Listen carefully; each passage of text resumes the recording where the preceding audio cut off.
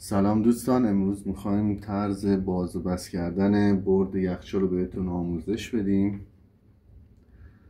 برد معمولا رو سر یخچال قرار داره توی محفظه مثل این یا پشت یخچال. خب این مدل حالا به صورت خاری هست که اینجا میبینید میتونیم بازش کنیم با این پیچ گوشتی. بعضی مدل هم پیچی. این کارا رو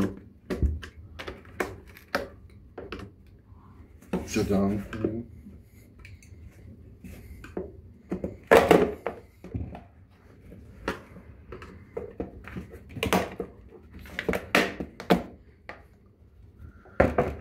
این که میبینید برد یخچاله و این قسمت تغذیه‌شه که برق 220 ولت رو به 12 ولت تبدیل میکنه و میفرسته برای برد.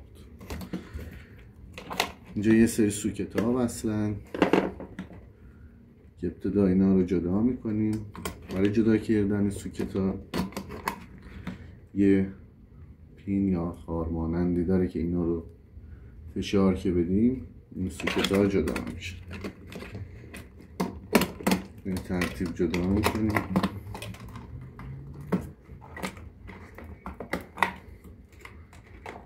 حتما این پینه رو باید بگیریم.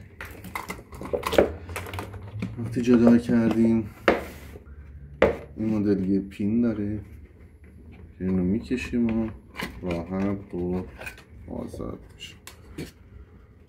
حالا برای تعمیرات میتونیم ببریم تعمیرش کنیم یا تعویضش کنیم و دوباره به همین ترتیب سر جاش ببندیم. ممنون از که ویدیو ما رو تماشا میکنین و به اشتراک میذارین.